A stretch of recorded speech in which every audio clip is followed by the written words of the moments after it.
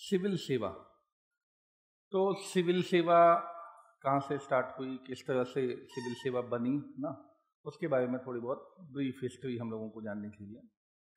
Civil सेवा क्या है? सबसे पहले जो आए अंग्रेज लोग आए जब, तो उन्होंने सिविल सर्विस शब्द ना, उनके आने के बाद से सिविल सर्विस शब्द आया। उन्होंने लिखना स्टार्ट किया सिविल सर्विस किसके लिए? जो मिलिट्री सर्विस नहीं थी, सैनिक सेवा नहीं थी, उनके लिए। तो एक होती थी सैनिक सेवा, सैनिक सेवा, मिलिट्री सर्विस। इनके अलावा जो भी सर्विसेज थी उनको कहा गया सिविल सेवा। ठीक है। तो चूंकि वो आए थे व्यापार करने के लिए, उनके पास व्यापारी लोग थे, इसके अलावा सैनिक थे। क्योंकि उस समय व्यापार करने के लिए उनको लड़ाई करनी पड़ती थी, वो क्षेत्र अपने उस पर करना पड़ता था और उसके बाद जाके कहीं पर व्यापार हो पाता था। तो आपने सुना होगा ईस्ट इंडिया कंपनी ने लड़ाई की, तो वो सारी चीज़ें हिस्ट्री में पढ़ी होंगी। तो ईस्ट इंडिया कंपनी की जो सैनिक सेवा थी, उसको तो सैनिक सेवा नाम दिया। सैनिक सेवा के अलावा जितने भी सेवक थे, सामान्य तौर पर व्यापारी थे, तो व्यापारी लोगों के लिए नाम दिया गया था सिविल सेवा। आज तो हम व्यापारी लोगों के लिए ये उपयोग नहीं करते, है ना, लेकिन पहले व्यापारी लोगों के लिए इस सर्विस का नाम पड़ा था सिविल सेवा। बाद में क्या हुआ कि अंग्रेजों ने भारत पे कब्जा करना स्टार्ट किया। तो ये कब हुआ? 1764 के बाद बक्सर का युद्ध हुआ, उसके बाद ये काम हुआ। तो जब ये एडमिनिस्ट्रेशन में आए, तब भी इनको क्या है, एडमिनिस्ट्रेशन में कुछ लोगों को एडमिनिस्ट्रेशन संभालने के लिए डालना था।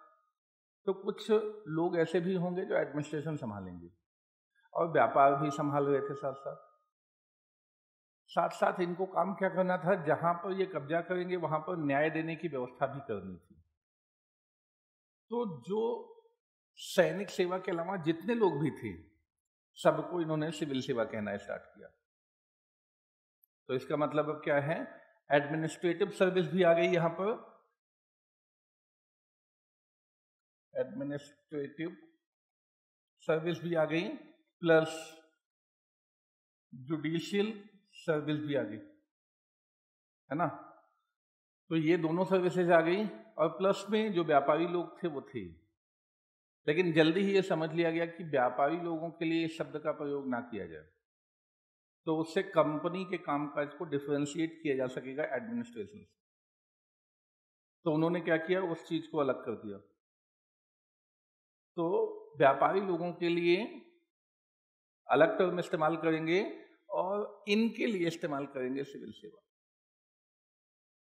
जब हम स्वतंत्र हुए तो इसमें और चेंज आया, कहा गया हम सिविल सेवा केवल इनके लिए इस्तेमाल करें। तो ये सिविल सेवा शब्द क्या है, किनके लिए इस्तेमाल होता है, ये लगातार बदलता रहा। अंग्रेजों के जमाने में इन दोनों सर्विसेज के लिए यूज होता था, लेकिन हम स्वतंत्र हुए तो हमने डीपीएसपी में एक अनुच्छेद रखा है 50। उसमें क्या किया है, हमको सिविल सेवाओं को जुडिशियल न्यायिक सेवाओं से अलग करना है, टारगेट रख दिया। यही मतलब था, है ना। तो यहाँ पर क्या है, बाद में हमने संविधान में भी इसे मेंशन किया और संविधान के तो इस चीज को अलग कर दिया। तो आज क्या है, जुडिशियल सर्विस अलग है, ये सर्विस अलग है। तो अब सिविल सेवा को जिस रूप में हम जानते हैं, आज जानते हैं, वो हमारे स्वतंत्रता के बाद की व्यवस्था है। स्वतंत्रता के पहले की व्यवस्था थी, ये दोनों चीजें एक साथ जुड़ती थी। तो सबसे पहले Lord Warren Hastings, Lord Warren Hastings, इन्होंने इस चीज की शुरुआत की थी। जब भाई क्या हुआ कि पहली बार कब्जा किया, तो पहली बार इन्होंने शुरुआत की सिविल सर्विस। ये सिविल सर्विस शब्द, तो यहाँ पर सिविल सर्विस शब्द सबसे पहले प्रयोग आने लगा। लेकिन लॉर्ड कॉर्नवालिस, दूसरे लॉर्ड आए जब, लॉर्ड कॉर्नवालिस, इन्होंने एक काम किया कि जो सिविल सर्विस व्यवस्था थी, जो भी अंग्रेजों की व्यवस्था थी, इसको ज़्यादा सिस्टमैटिक बनाया ना। तो इन्होंने सिस्टमैटिक बनाया और इसको दो भागों में, सिविल सर्विस को दो भागों में बांटा। एक को कहते हैं कोवेटेड सर्विस, कोवेटेड, और दूसरे को कहते हैं अनकोवेटेड।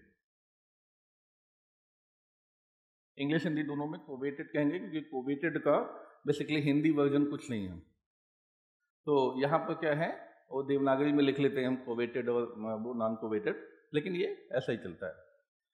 तो यहाँ पर क्या है, जैसे आज हम एक शब्दावली देखते हैं, gazetted officer, non gazetted officer, ये कुछ ऐसा ही है ना। तो हिंदी में कहते हैं राजपत्रित अधिकारी, राजपत्रित अधिकारी और गैर राजपत्रित अधिकारी।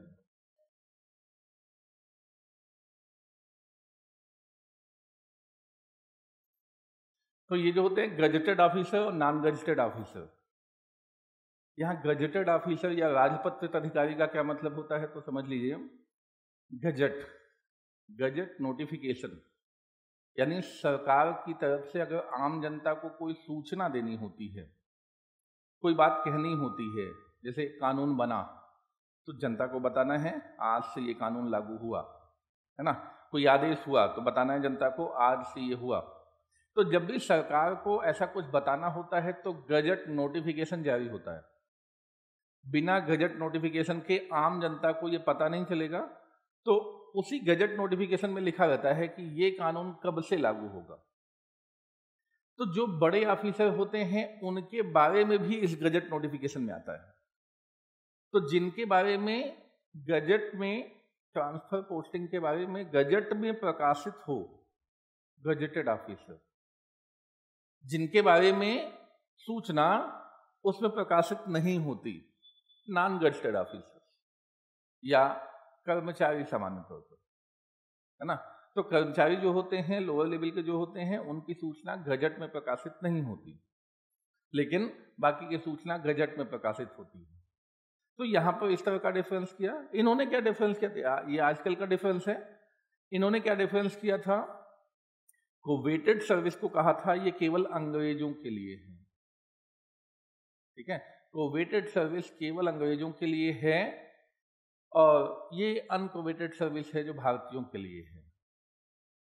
इसमें अंग्रेजों के अलावा भारतीय भर्ती नहीं हो सकते। लॉर्ड कॉर्नवालिस ने जब सेट किया था इसे, तो सेट किया था, और ये ऑफिसर्स होंगे, यही कमांडिंग ऑफिसर होंगे, और ये जो लोग होंगे वो ऑफिसर्स नहीं होंगे, एम्प्लॉइज होंगे,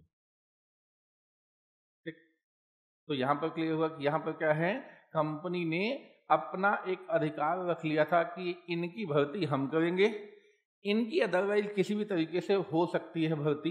भाई वहां पर कोई ऑफिसर तैनात है, उसने 2 कर्मचारी रख लिए, वैसे भी हो सकता है। या कहीं पर हमने कुछ सैनिकों को रखा, आप रख सकते हैं, या कुछ सिविल सेवा में कुछ लोगों को रखा, तो वो रख सकते हैं आप। तो वहाँ के ऑफिसर्स को छूट होती थी, तो उस तरह से रखते थे। कोई एग्जाम पैटर्न होता नहीं था, तो एग्जाम पैटर्न वाली व्यवस्था नहीं थी यहाँ पर, तो केवल रखने वाली व्यवस्था थी, और इसे कहते हैं संरक्षण प्रणाली या पैटर्नल सिस्टम, है ना। तो क्या है, संरक्षण प्रणाली।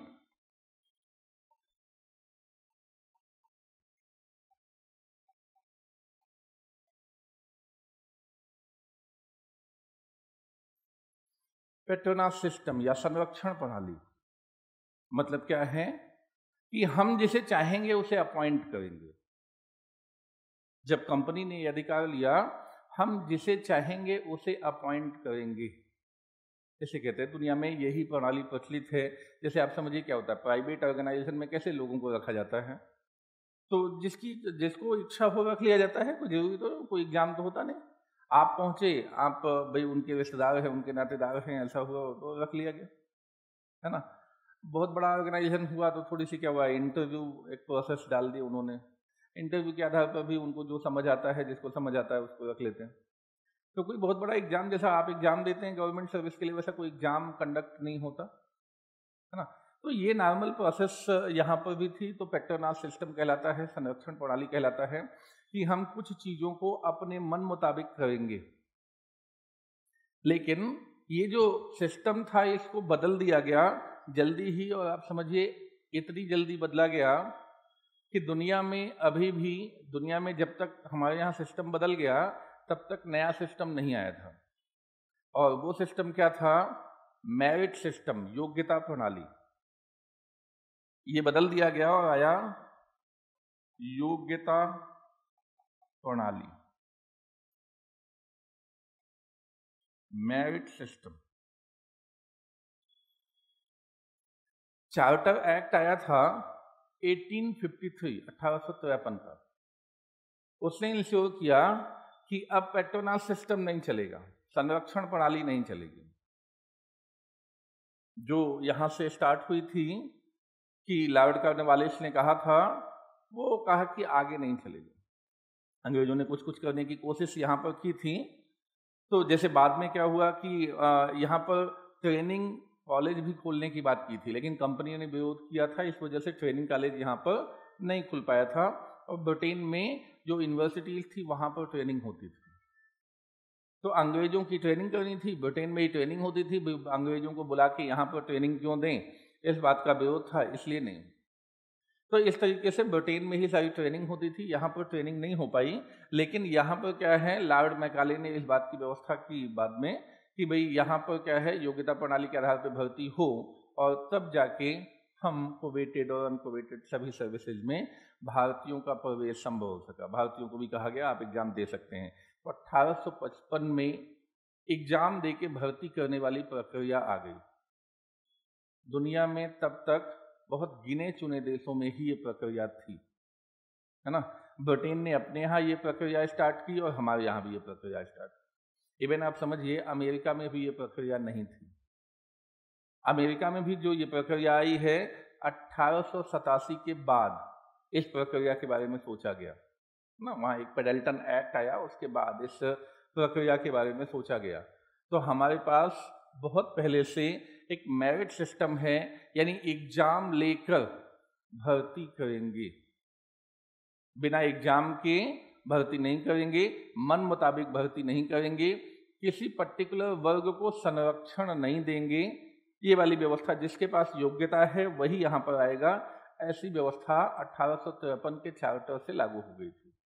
ठीक है, तो यहाँ पर आप समझिए कि इस चीज को ढंग से पढ़ने वाली व्यवस्था भी, कि एडमिनिस्ट्रेशन को ढंग से पढ़ा लिखा जाए, वो व्यवस्था भी अभी तक नहीं आ पाई थी। तब तक हमारे यहाँ योग्यता प्रणाली को इंट्रोड्यूस कर दिया गया था, यानी मेरिट सिस्टम को इंट्रोड्यूस कर दिया गया था। तो जिस फॉर्मेट में हम आज देखते हैं कि हम एग्जाम देते हैं, भर्ती होते हैं, उस फॉर्मेट में 1855 से व्यवस्था आने लगी। और 1926 में भारत में भी एग्जाम कंडक्ट होने लगे थे। पहला एग्जाम इलाहाबाद में कंडक्ट हुआ था, तो एग्जाम कंडक्ट होने लगे थे भारत में। पहले ये ब्रिटेन में कंडक्ट होते थे और हमको ब्रिटेन जाना पड़ता था। तो पहले भारतीय सत्येंद्रनाथ टैगोर जो वहाँ पर गए और उन्होंने एग्जाम क्लियर किया और ICS बने, है ना। अब मैंने आपको बताया ये सिविल सेवा शब्द जो उपयोग आता है, वो उपयोग आता है आजकल केवल एडमिनिस्ट्रेटिव सर्विस के लिए। तो उसके पहले क्या उपयोग आता था? इन दोनों के लिए। हम जानते हैं कि ICS, पहले शब्द होता था ICS, अब होता है शब्द IAS। ICS को खत्म कर दिया गया और IAS शब्द आया, क्योंकि जो सिविल सेवा शब्द है वो डिनोट करता था दोनों को। तो कहा गया कि सिविल सेवा शब्द चूंकि दोनों को डिनोट करता है, ऐसे में सिविल शब्द ना लिख के हम एडमिनिस्ट्रेशन का शब्द लिखेंगे, एडमिनिस्ट्रेटिव सर्विस लिखेंगे। तो जब हम संविधान में डाल रहे थे उसी समय ये भी बात थी कि हम इस सर्विस का नाम भी इस तरह से रखेंगे, तो IAS नाम आ गया। तो ICS की जो भर्ती प्रक्रिया थी उसमें इस तरह से बदलाव आया। तो फिलहाल क्या है, इस तरह से IAS जो आपका सर्विस आई वो इस तरह से आई। अब बात होती है कि जब हम यहाँ तक पहुँच गए कि आज की सर्विस, लोक सेवा, सिविल सेवा, जहाँ से शब्दावली चली और आज तक क्या था।